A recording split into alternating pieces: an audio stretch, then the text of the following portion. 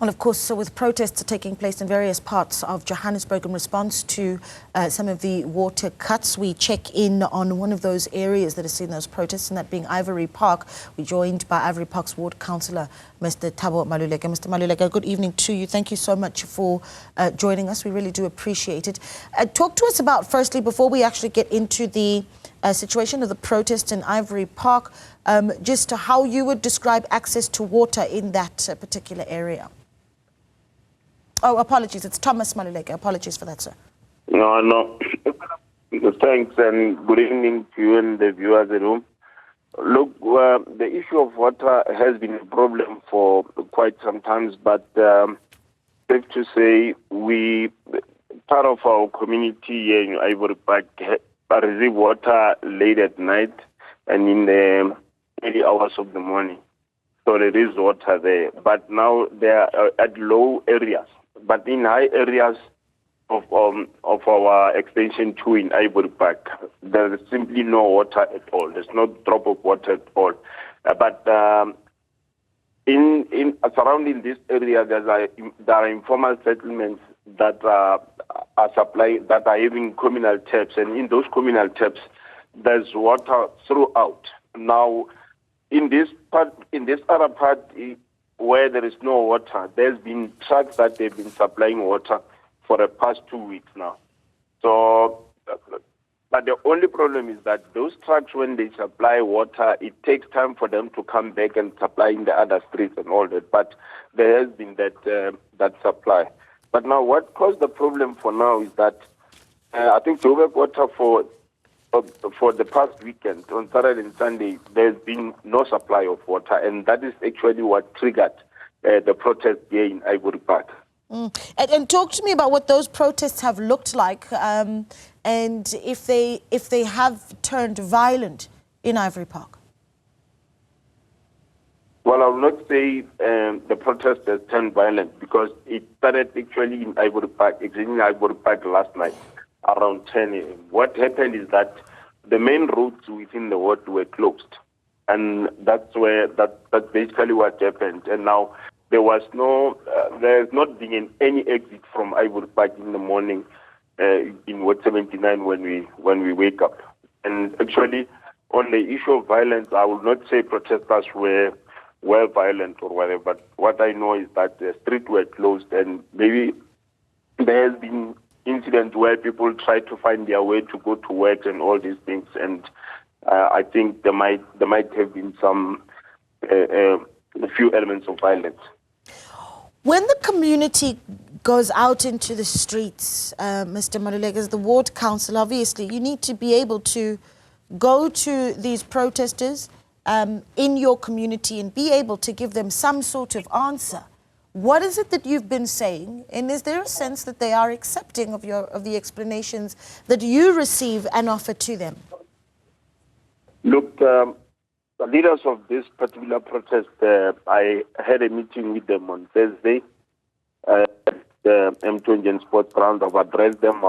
I've shown them how serious is this problem and what is the intervention from Joburg Ward. So basically in the area, it's not that dry, wherever you say there are people who sleep without water, because the informal settlements that are surrounding, they are surrounding all formal settlements.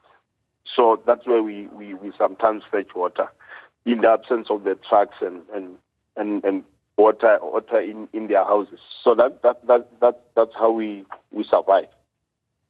But on the issue of talking to the residents, yes, that's part of my job. Yesterday, you can see that in Ivory Park, because we are just divided by a boundary line, which is your Republic Road. We have invited both residents of Ward 79 and 111, and invited the MMC for EISD in Johannesburg to come and address them.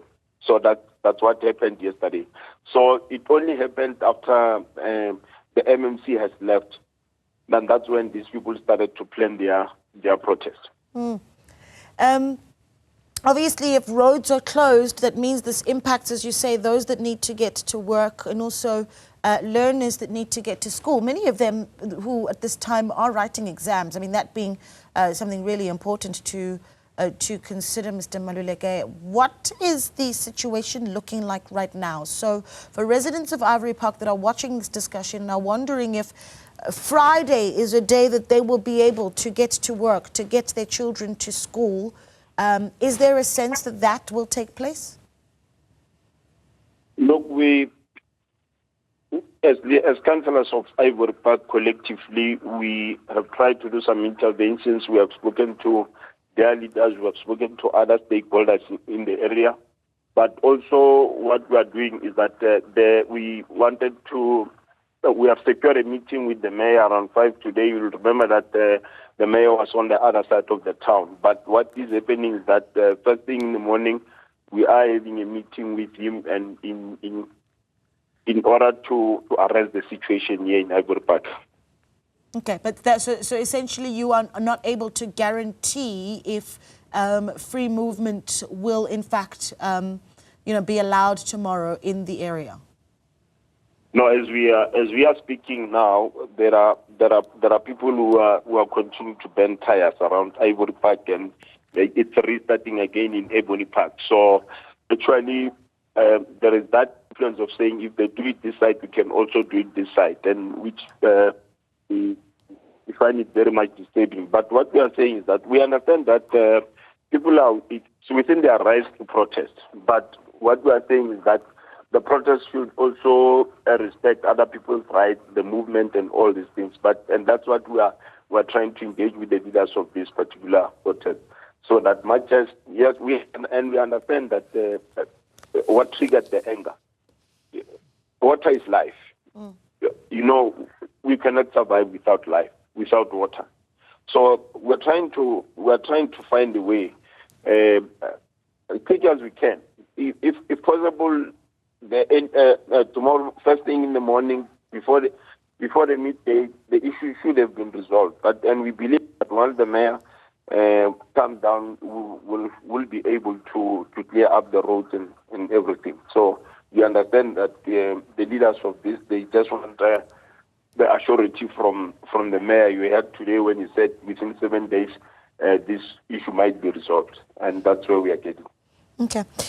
Just as these protests continue and you're fearing that they may in fact continue tomorrow, unsure, and well into the night, are you satisfied with the presence of law enforcement? Law enforcement has been around since yesterday as we were meeting with the MMC and the Joburg Water.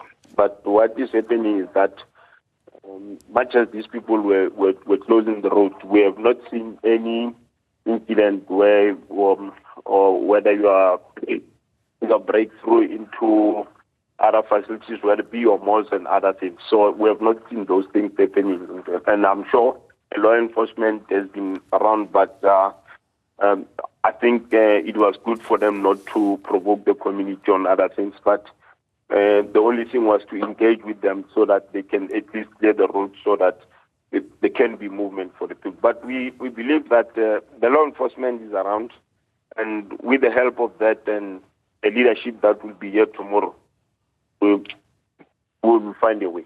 All right. Well, we appreciate your time. Thank you so much for speaking to us. That there, Mr. Thomas Maluleke, who is the ward councillor for Ivory Park, saying that there is anticipation, of course, for the mayor to come and speak to protesters in the community in Ivory Park that has been out on the streets as a result of those water cuts. But the ward councillor saying some areas, though, do have some water that is released in the middle of the night. But we keep a close eye on that story. After today, we saw the Mayor Dada Morero in Coronationville speaking to very frustrated community members there who too have also gone 2 weeks without water.